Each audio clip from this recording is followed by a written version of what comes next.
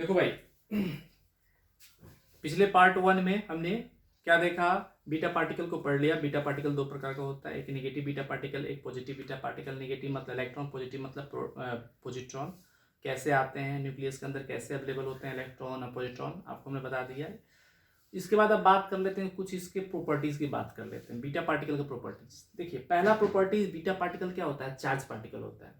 Either electron होता है या पॉजिट्रॉन होता है, दोनों के पास क्या होता है, चार्ज। इलेक्ट्रॉन के पास नेगेटिव चार्ज, पॉजिट्रॉन के पास पॉजिटिव चार्ज।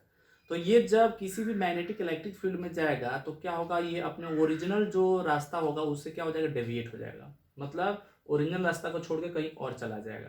तो इसी को हम क्या बोलते हैं, deviate. Beta raise deviates in magnetic field and electric field. समझ में आ गया। ये क्या होता है, विक्षेपित हो जाती है जैसे ही इलेक्ट्रिक मैग्नेटिक फील्ड में जाता है। दूसरा पॉइंट ये, अल्फा पार्टिकल से क्या होता है, अल्फा पार्टिकल क्या होता है, दो प्रोटॉन और दो न्यूट्रॉन मतलब। और बीटा पार्टिकल क्या है, एक इलेक्ट्रॉन चाहे पॉजिट्रॉन। साइज क्या होता है, लगभग पॉजिट्रॉन इलेक्ट्रॉन का लगभग क्या होता है, साइज बराबर होता है। तो साइज काफी क्या होता है इनका, छोटा होता है किससे, अल्फा से, क्योंकि अल्फा दो प्रोटॉन होता है दो न्यूट्रॉन। समझ लो कितना बड़ा साइज। समझ में आ गया। तो जो साइज क्या होता है, बीटा पार्टिकल काफी क्या होता है, छोटा होता है। सिंगल इलेक्ट्रॉन होता है, सिंगल पॉजिट्रॉन होता है। अल्फा मतलब डबल प्रोटॉन और डबल न्यूट्रॉन। तो साइज छोटे होने के कारण, समझ में, अल्फा पार्टिकल से साइज छोटा होने के कारण इसका जो पेनिट्रेशन पावर होता है, जिसको बोलते हैं वेदन क्षमता। पेनिट्रेशन पावर तो समझ में आता है ना, छेदते हुए अंदर जाने वाली जो क्षमता होती है। जो पेनिट्रेशन पावर होता है, क्या होता है, बीटा पार्टिकल का क्या होता है, ज्यादा होता है। इसको आप लिख सकते हो ऐसे, इंग्लिश में लिख दिया पेनिट्रेशन कैपेबिलिटी। मतलब वेदन क्षमता जो होता है बीटा पार्टिकल का हायर होता है, ज्यादा होता है किससे, अल्फा पार्टिकल। क्योंकि इसका जो बीटा पार्टिकल का साइज होता है छोटा होता है अल्फा पार्टिकल से। तो अल्फा पार्टिकल से छोटे आकार होने के कारण, अल्फा पार्टिकल से छोटे आकार होने के कारण, अल्फा पार्टिकल से छोटे आकार होने के कारण बीटा पार्टिकल का पेनिट्रेशन पावर या वेदन क्षमता क्या होती है, अत्यधिक होती है। बात समझ में आ गया। ये रहा आपका बीटा पार्टिकल का कुछ गुण। अब हम बात करते हैं गामा पार्टिकल्स की बात करते हैं, या गामा रे की बात करते हैं। मैं इसको, आप क्या करो, इसको रोक के कॉपी कर लो, ठीक है। बात समझ में आ गया। अब इसको आप जैसे कॉपी करो, रोक के कॉपी करो। अब आगे बढ़ते हैं। थोड़ा सा मैं गामा पार्टिकल्स पढ़ाने से पहले, गामा रे पढ़ाने से पहले थोड़ा सा मैं बेसिक चीज बता रहा हूँ, तो आपको अच्छे से समझ में आ जाएगा। मैं मिटा रहा हूँ भाई। अब देखो, आपको पता है, सारे को पता है। अब नेक्स्ट जो टॉपिक है हमारा वो है गामा रेज। क्या है आपका, गामा रे, ठीक है, जिसको हम बोलते हैं गामा रे। ऐसे वर्ड में लिखते हैं तो गामा रे, और जिसको सिंबल ऐसे लिख देते हैं गामा रे। वाई की तरह होता है, लगभग वाई नहीं होता है, वाई से थोड़ा सा इसका सिंबल क्या होता है, अलग होता है, ठीक है। एकदम ये वाई मत लिखना, थोड़ा सा अलग होता है, थोड़ा क्या, बहुत देखना, ठीक है। मार्कर सही चल नहीं रहा है मेरा, ठीक है। अब हम बात करते हैं गामा रे की बात करते हैं। देखिए, अब एक बताइए, इसको पढ़ने से पहले थोड़ा सा आप मुझे बेसिक देखिए, बताइए। जैसे मान लो ये न्यूक्लियस है, न्यूक्लियस के आगे क्या होता है, ये ऑर्बिट होता है, जिसमें सारे के सारे इलेक्ट्रॉन्स रहते हैं, ठीक है। हर एक ऑर्बिट का मान लो कोई इलेक्ट्रॉन्स यहाँ पे है। बात समझ में आ गया। और ये मान लो N1, ये सपोज ये तो न्यूक्लियस है, ये मान लो आपका न्यूक्लियस है।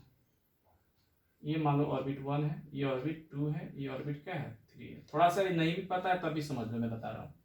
आप केमिस्ट्री में नहीं भी पढ़े हो तो कोई भी दिक्कत नहीं, मैं यहाँ बता रहा हूँ।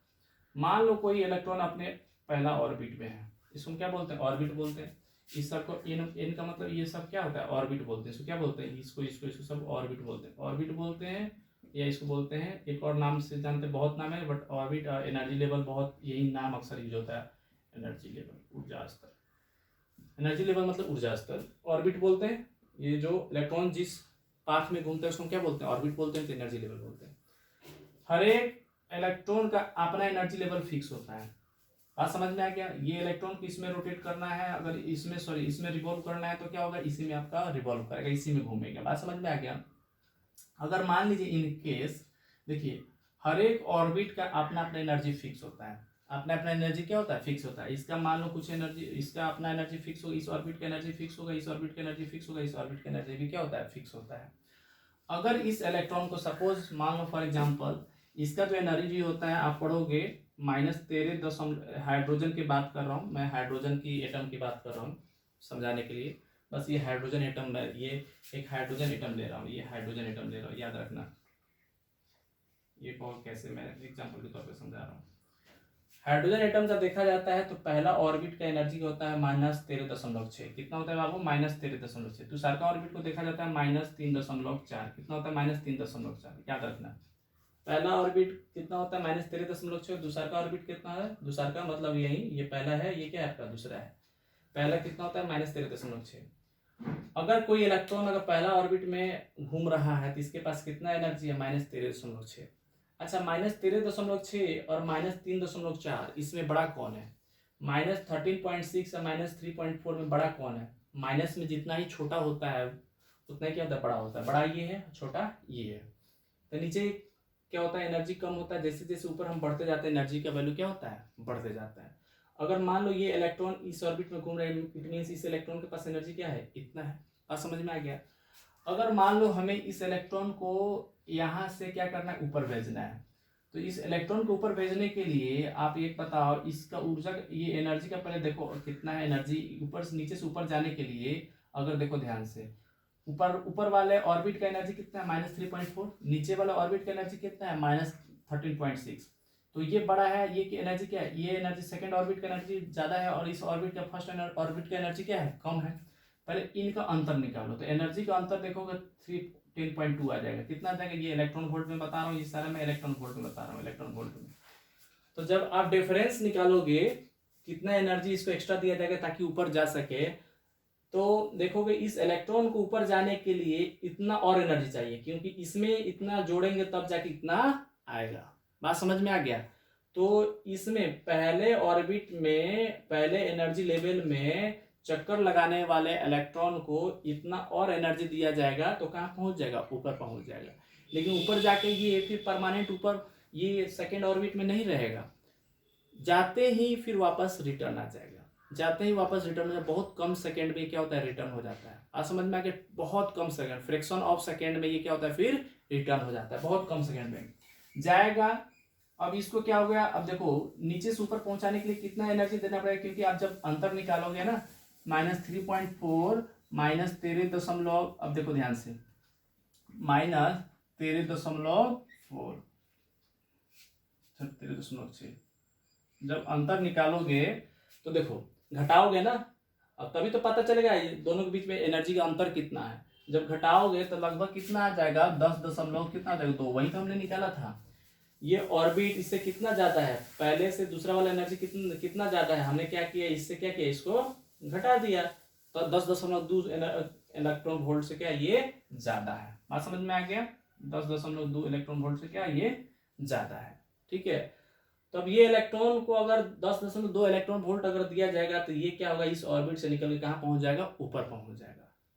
लेकिन रहेगा नहीं, बहुत कम ही सेकंड में, फ्रैक्शन ऑफ सेकंड में फिर कहाँ जाएगा? वापस रिटर्न आ जाएगा। तो अगर ऊपर जाने में एनर्जी लेता है, इतना अगर एनर्जी देंगे तो ऊपर पहुंचेगा, तो रिटर्न होने के समय क्या होगा? फिर वापस इतना एनर्जी बाहर निकाल देगा in the form of photon. किस रूप में निकाल देता है? फोटोन के रूप में निकाल देता है। बात समझ में आ गया? तो एक फिक्स्ड एनर्जी, वो फिक्स्ड एनर्जी कितना होगा? 10.2 फिक्स्ड एनर्जी बाहर निकल जाएगा in the form of photon. बात समझ में आ गया सबको? बस इतना मुझे समझाना था, आपको आई थिंक समझ में आ गया होगा। एक हमने फॉर एग्जांपल क्या लिया है आपका? एक न्यूक्लियस लिया है, एक हाइड्रोजन एटम का न्यूक्लियस लिया है। पहला ऑर्बिट लिया, पहला ऑर्बिट 13.6 इलेक्ट्रॉन वोल्ट है। दूसरा का ऑर्बिट कितना? -13.6 होता है। आप पढ़ोगे, मुझे पता है, मैं डायरेक्ट लिख दिया हूँ। पहला ऑर्बिट का एनर्जी कितना होता है? -13.6। दूसरा का ऑर्बिट कितना होता है? -3.4। तो जो भी इलेक्ट्रॉन, अगर मान लो हाइड्रोजन के इलेक्ट्रॉन अगर पहला ऑर्बिट में घूम रहा है तो उसके पास एनर्जी कितना है? -13.6। अगर दूसरा में अगर ऑर्बिट में घूमना है तो उसके पास एनर्जी कितना चाहिए? -3.4। एक बात बताइए, ये एनर्जी ज्यादा है कि ये एनर्जी ज्यादा है? तो आप कहोगे माइनस जितना छोटा होता है उतना ही बड़ा होता है, तो ये एनर्जी क्या है? ज्यादा। अब ये बताओ इससे कितना ज्यादा है, तो हम इससे क्या किए? इतना को घटा दिए। तो जब हम घटाएं तो कितना आया? 10.2 आ गया। मतलब इतना एनर्जी सेकेंड वाला ऑर्बिट इससे क्या है? ज्यादा है। अगर इस इलेक्ट्रॉन की इतना एनर्जी और दे दिया जाए तो ये जंप करके कहाँ चल जाएगा? ऊपर। लेकिन ऊपर परमानेंट रहेगा नहीं, क्योंकि इसका तो ओरिजिनल जो आपका ऑर्बिट है, जो स्टेबल ऑर्बिट है, नीचे वाला है। फिर वापस क्या आ जाएगा? नीचे आएगा। जब ये नीचे आएगा तो क्या होगा, अगर ऊपर जाने में एनर्जी लेगा तो नीचे आने में एनर्जी क्या हो जाएगा, बाहर निकाल देगा in the form of photon. Okay, same चीज अब क्या होता है गामा रे में समझना। ये क्यों बताया मैंने, गामा रे में क्यों आवश्यकता पड़ा इसका। ये तो एटॉमिक स्ट्रक्चर चैप्टर में पढ़ते हैं। इस ऑर्बिट को हम एनर्जी लेवल बोलते हैं। एक्चुअली होता क्या है, जैसे इलेक्ट्रॉन न्यूक्लियस के बाहर सजे हुए होते हैं एनर्जी लेवल में, उसी तरह क्या होते हैं बाबू, न्यूक्लियॉन्स, प्रोटॉन्स और न्यूट्रॉन्स पे एनर्जी लेवल में सजे होते हैं। बात समझ में आ गया। और किसी भी तरह का समझिए कोई डिस्टरबेंस अगर न्यूक्लियस के अंदर होता है, कोई ऐसी घटना घटती है जिसके कारण न्यूक्लियस नीचे से कहाँ चल जाए, अगर ऊपर चला जाता है, निचले ऑर्बिट से कहाँ चल जाता है, ऊपर ऑर्बिट चला जाता है, तो क्या हो गया, जाने के समय तो एनर्जी लेगा, लेकिन जैसे ही वो नीचे वापस फिर आएगा तो क्या होगा, एनर्जी बाहर लिबरेट कर देगा कि नहीं, लिबरेट कर देगा, लिबरेट कर देगा। सेम प्रोसेस होता है न्यूक्लियस के अंदर भी। तो बस मैं आपको थोड़ा सा बता दूं, मैं थोड़ा डेफिनेशन लिखा देता हूँ गामा का, उसके बाद मैं एक एग्जांपल से समझा दूंगा। बस इतना समझिएगा, न्यूक्लियॉन्स क्या होता है, वो भी अपने एनर्जी लेवल में इलेक्ट्रॉन की तरह क्या होते हैं, न्यूक्लियस के अंदर सजे होते हैं। बात समझ में आ गया। जब अल्फा और बीटा क्या होते हैं, अल्फा या बीटा का इमिशन होता है, अल्फा निकलना मतलब 2 प्रोटॉन 2 न्यूट्रॉन बाहर निकलना, बीटा निकलना मतलब इलेक्ट्रॉन निकलना है, तो पॉजिट्रॉन निकलना। इलेक्ट्रॉन निकलना मतलब इलेक्ट्रॉन निकलना, आपको समझ में आ रहा है। इलेक्ट्रॉन कब होगा, जब न्यूट्रॉन प्रोटॉन में कन्वर्ट हो जाएगा। आप पॉजिट्रॉन कब निकलेगा, जब प्रोटॉन न्यूट्रॉन में कन्वर्ट हो जाएगा। जब ये प्रोसेस चलता है तो होता क्या, अंदर का जो अरेंजमेंट होता है न्यूक्लियॉन्स का एनर्जी लेवल, वो डिस्टर्ब हो जाता है। अंदर जो अरेंजमेंट होता है, ये जो इलेक्ट्रॉन का किस तरह अरेंजमेंट है, तो उसमें न्यूक्लियॉन्स का जो अरेंजमेंट होगा क्या हो जाता है, डिस्टर्ब हो जाता है, और वो बिगड़ जाता है, और फिर बिगड़ जाता है, और जैसे ये बाहर निकल जाते हैं तो सजावट क्या होता है, बिगड़ जाता है अंदर, और फिर से उनमें क्या होता है, सजावट होता है, फिर से क्या होता है, उनमें सजावट होता है। जैसे अल्फा या बीटा का बाहर निकलने के समय क्या होता है, डिस्टर्ब हो जाता है, और उसके बाद फिर क्या होता है, सजावट होता है, तो फिर से जो अरेंजमेंट होता है तो उसमें क्या होता है, एनर्जी बाहर निकलता है, और उसी एनर्जी को हम क्या बोलते हैं, गामा रे बोलते हैं। बात समझ में। तो अल्फा निकलेगा या बीटा निकलेगा तो सवाल क्या होगा, आपका अरेंजमेंट तो डिस्टर्ब होगा, और फिर से जब फिर अगर वो उसकी अरेंजमेंट होगा अंदर, फिर वो एनर्जी लेवल में डिस्ट्रीब्यूट होंगे, अपने ओरिजिनल एनर्जी लेवल में आएंगे, तो क्या होगा, एनर्जी बाहर तो आएगा ही आएगा। तो इसी को हम क्या बोलते हैं, गामा रे बोलते हैं। इसी जो एनर्जी बाहर निकलता है फोटोन के फॉर्म में, जिसको हम गामा फोटोन बोलते हैं या गामा रे बोलते हैं। बात समझ में आ गया। फटाफट मैं ये तो एग्जांपल से समझाया था, अब मैं डेफिनेशन से फटाफट लिख समझाता हूँ। अब तो समझ में आ गया होगा आपको, थोड़ा बहुत आइडिया लगा होगा बेसिक क्यों बताया मैंने। अब थोड़ा सा मैं गामा रे का डेफिनेशन लिखता हूँ और आगे बढ़ता हूँ। देखो भाई, डेफिनेशन लिख दिया।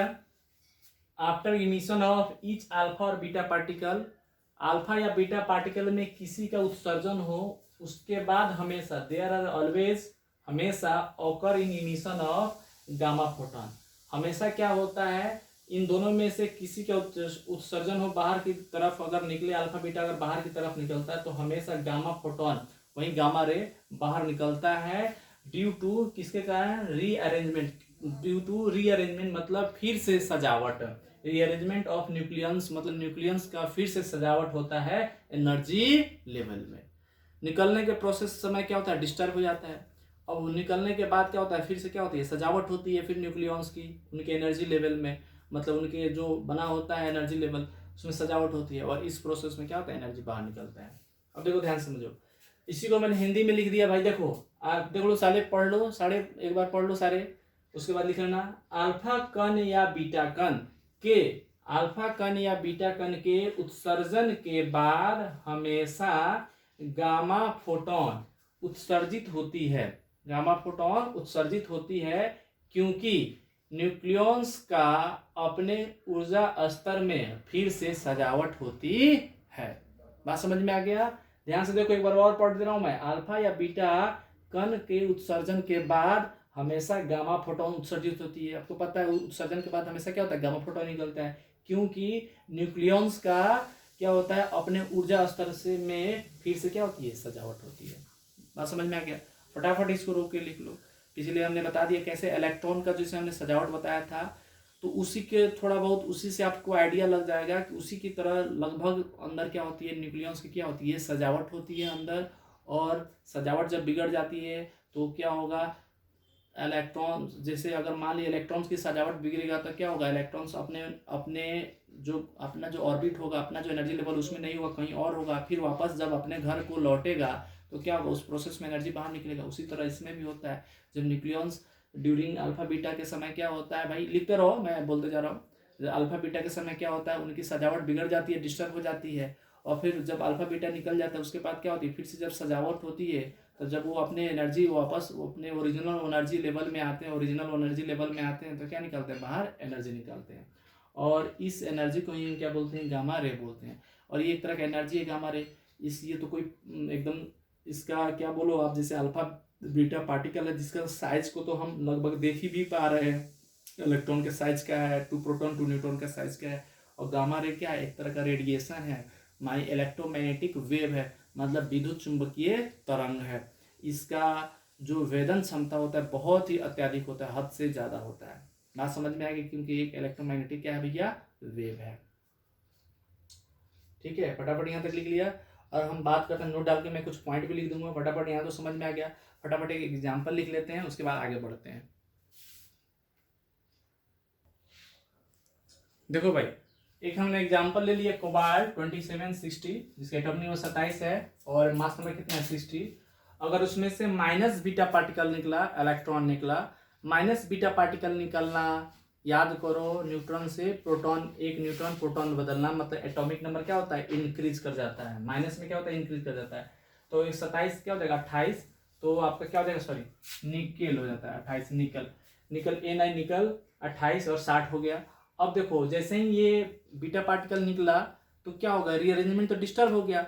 अब रीअरेंजमेंट डिस्टर्ब हो गया तो वापस फिर वो सारे न्यूक्लियंस अपने वापस ओरिजिनल एनर्जी लेवल में आने को प्रयास, आने की कोशिश में होगा, होगा कि नहीं होगा, अपने ओरिजिनल एनर्जी लेवल में आने के प्रयास में होगा। देखो अगर डिस्टर्ब हो भी जाता है, अगर उसको एनर्जी मिल जाता है, ऊपर चल भी जाता है, कहीं और एनर्जी स्टेट में चल जाता है, कहीं और एनर्जी लेवल में चल जाता है, फिर क्या होता है, तुरंत ही क्या होता है, फ्रैक्शन ऑफ सेकंड में क्या होता है, वो वापस क्या होता है, अपने एनर्जी लेवल में आता है। तो जब ऐसा हुआ, डिस्टर्ब हुआ, फिर वापस जब एनर्जी लेवल में आएगा तो मान लो आया, तो अभी पूरी तरह से आया नहीं, बीच रास्ते में है, जैसे ऊपर से नीचे गिरा तो इतने एनर्जी दिया, फिर वापस से फिर अपने एनर्जी लेवल में ओरिजिनल एनर्जी स्टेट में जब जैसे ही आया तो फिर ऊपर से जब नीचे आया तो मान लिया हमने दिया कितना एनर्जी दिया।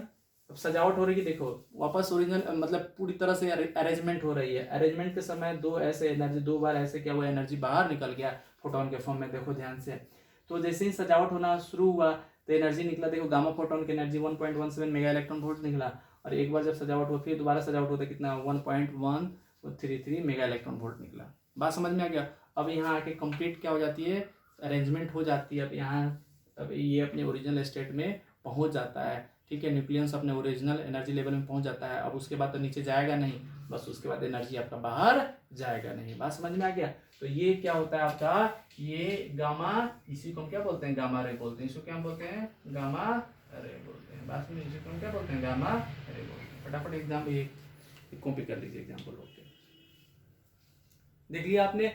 निगेट जब अगर माइनस बीटा पार्टिकल निकलेगा, एटॉमिक नंबर इंक्रीज हो जाएगा। उसके बाद सजावट डिस्टर्ब हो गया, निकलने के बाद अल्फा निकले या बीटा निकले, हमने बीटा का एग्जांपल बता दिया।